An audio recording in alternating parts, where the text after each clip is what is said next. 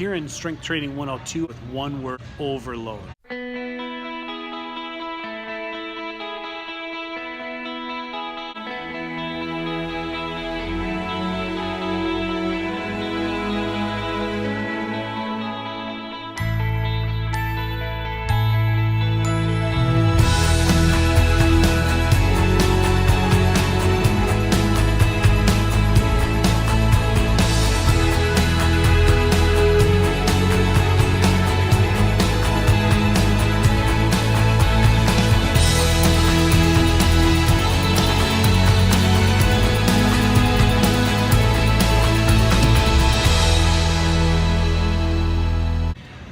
Welcome to episode 5 of Training Daily. It is the end of the week. My voice is a little bit harsh, but that just means it was a good week, right?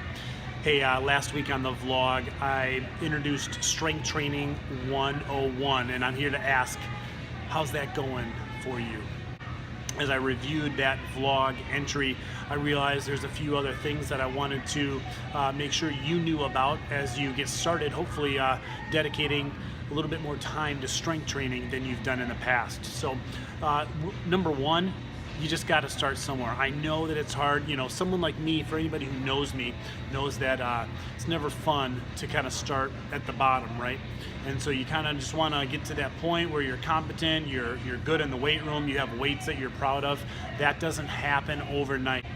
I'll be the first to tell you that it's a challenge to have the mindset to get into the gym and just start. But I'm telling you, I'm imploring you, just start somewhere.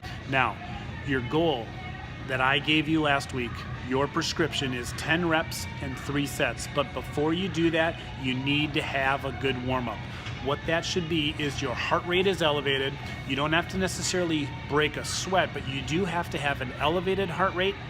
You do have to have your body ready to move. And I know that sounds obvious, but I'm telling you, I see people at the gym all the time just kind of walk up the stairs to our weight room, move a few things, and jump right into their strength training.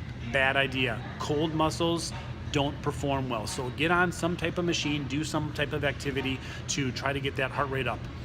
What I like to do is TRX. TRX is suspension training, and I like it because I can do a lot of the exercises that I'm going to do in the weight room, but I do them not only with my own body weight, but I even put some of my body weight into the TRX so I can get through a little bit more range of motion. So think about doing something like TRX or even like some easy push-ups, body weight squats. Body weight exercises are great. So that's kind of your first warm-up. The second warm-up is actually right before your 10 reps and 3 sets. And here's what I want you to do. I'm gonna give you an example. Let's say you're doing 100 pounds on the squat. What I want you to do is go in and get 75%, give or take, of that weight and do that for your first set. That first set does not count towards your 10 by 3. So if you're at 100 pounds on the squat, go put 75 on, do 10 squats. Now your muscles are ready to go and you can start your 10 reps, 3 sets. So you come up to the gym, get a good warm-up, heart rate's up, do some TRX body weight squats, maybe some push-ups and some rows, tell the body what to do, go to the next piece of equipment, do 6 to 10 reps of about 75% of your goal weight, and go from there. Secondly, one thing I realized is that my new essential in the weight room is headphones. Now, if you've seen my Instagram, you saw that I got AirPods. I'm not here to advertise AirPods, even though they're absolutely fantastic. I have found headphones and listening to music to be very beneficial for strength training. I do a lot of interval work in the gym outside of strength training. There's just something about tuning into music, usually loud music, that really focuses me in the weight room. One problem can be if you have cords. Now I know just because I have the AirPods, I'm not going to be an AirPod wireless snob, but I do watch people lifting weights with cords. So just pay attention if you have a cord dangling from your device to your ears. You know, it'll probably pop out of your ears, but you know, if you're holding weights, especially weights over your head, that can become a safety issue. So I love having headphones in. Consider tucking the cord up in through your shirt if that might work better. But headphones have been really a nice tool that I've added to my lifting program. So you've got your warm-up, you've got your first sets that really don't count, you've got your body weight exercises that are getting your body ready to go, you got earphones in, so you're really dialed into your workout. The last thing that I really wanted to emphasize from last episode with Strength Training 101, here in Strength Training 102, I really want you to walk away with one word in mind, and that word is overload. As I told you, for strength training to happen, you need to overload your muscles, literally tear muscle fibers in order for them to grow back stronger. So what I want you to do is figure out how to get to 10 reps in 3 sets that is challenging.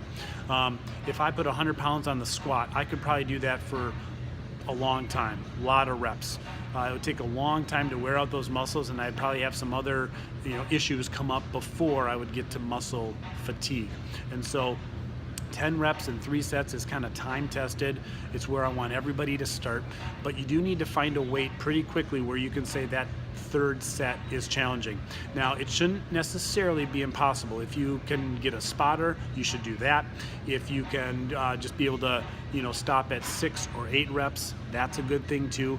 But you definitely need to get to a place where 10 reps and 3 sets is challenging. If you could do it easily, then you have to ask yourself if you could have done more weights or more reps up to a certain number. So again, try to stick with 10 by 3. I'll explain more as the year goes on how I'm progressing and working in and out of seasons. It doesn't always go up and to the right, okay? So there is a periodization that's going to happen. We'll go into different seasons of training, but for now, 10 reps and 3 sets should be challenging. So hey, that's all I wanted to talk to you guys about today. I'll have you know, if I don't remember which episode I said this, but strength training is not easy.